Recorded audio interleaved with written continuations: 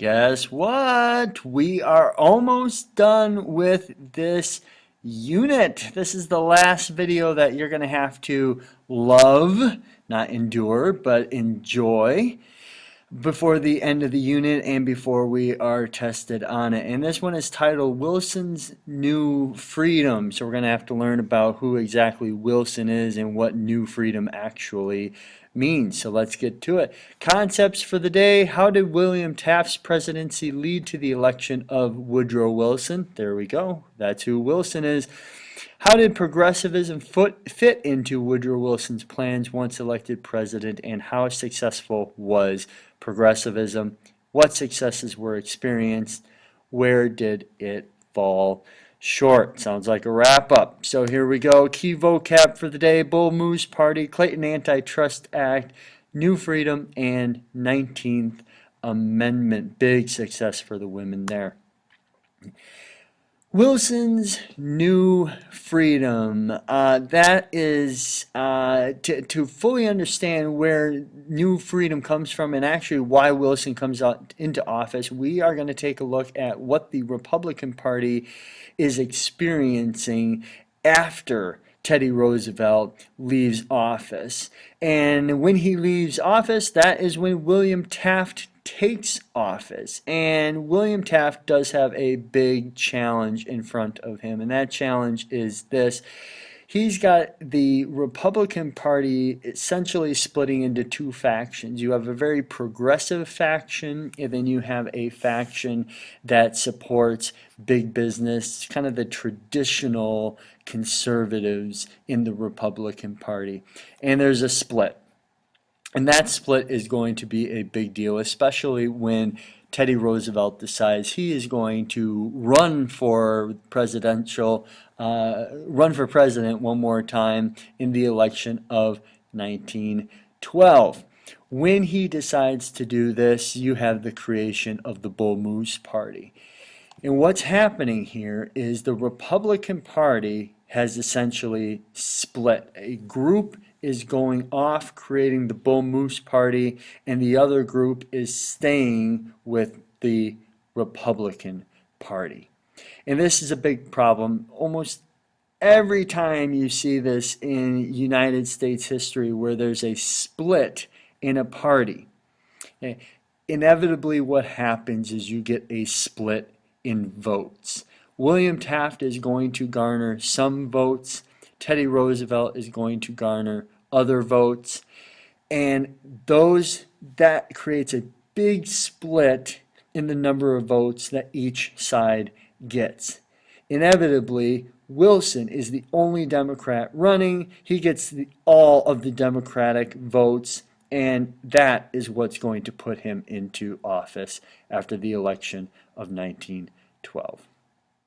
Just like Teddy Roosevelt, Wilson's policy is going to be pro-progressive, and his program for that is going to be New Freedom. So Wilson's New Freedom is a pro-progressive program that is going to fight trusts, it is going to fight high finance, it is going to fight tariffs.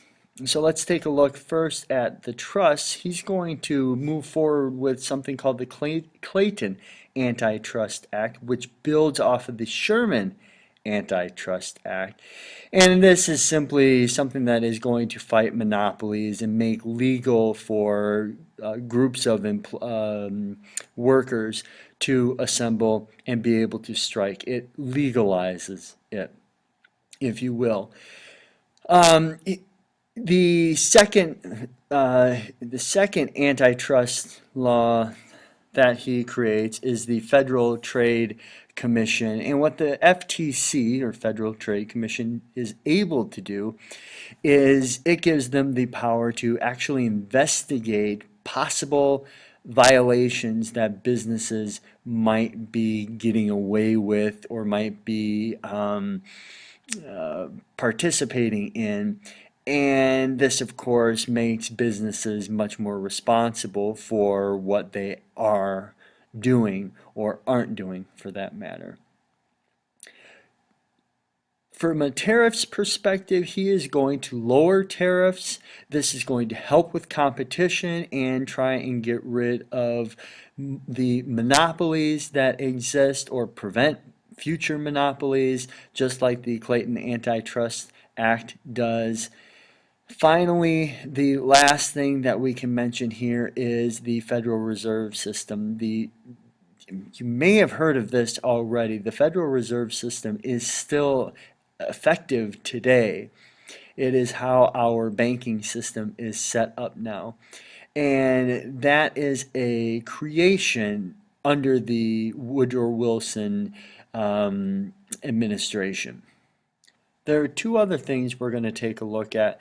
The first thing is women's suffrage, and this is where women gain a huge victory, and the progressive movement as well gains a huge victory.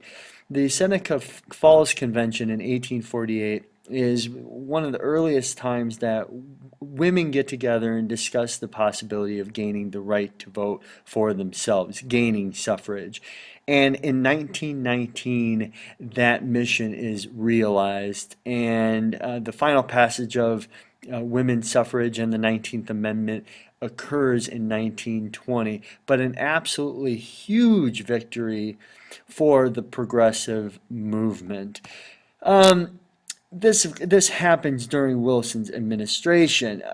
Unfortunately, under Wilson's administration and those who are participating in the progressive movement, there are two other things we can look at as far as what the New Freedom did not accomplish, and then really why the progressive movement is going to start its twilight and fade away. The first inaction we can talk about is along the same lines as the video we watched yesterday. Yesterday, the video we discussed was about segregation and discrimination against blacks in the United States, and that inaction is certainly visible in the Woodrow Wilson administration. Inevitably, one of the main things we can mention here is by the time Wilson takes office, Plessy versus Ferguson had already been passed for some time. It was passed in 1896. He takes office in 1913. So 17 years later, Wilson has accepted the idea that segregation is fair and is just. And there are people that do understand that this just simply isn't the case. However, Wilson is not going to take action in these regards and deal with the idea that segregation is a negative thing. The second part of Wilson's inaction has to do with the fade out of the progressive movement in general. When 1914 rolls around, the world is introduced to a development of events happening in Europe, and that is the start of World War I is beginning. And even though the United States does not get involved in 1914, inevitably it does take up a lot of Woodrow Wilson's time, and because of it, the progressivism takes a back seat and other issues really kind of come to the forefront. And specifically, that begins with World War I, and then things that Woodrow Wilson tries to accomplish after that. With all that said, that's where we're going to end today's video. That's where we're going to end the unit for today, or the unit period. And from here on out, we are going to take a look at questions that we bring up in class and study for our unit test, which is on Friday. See you in class. Bye.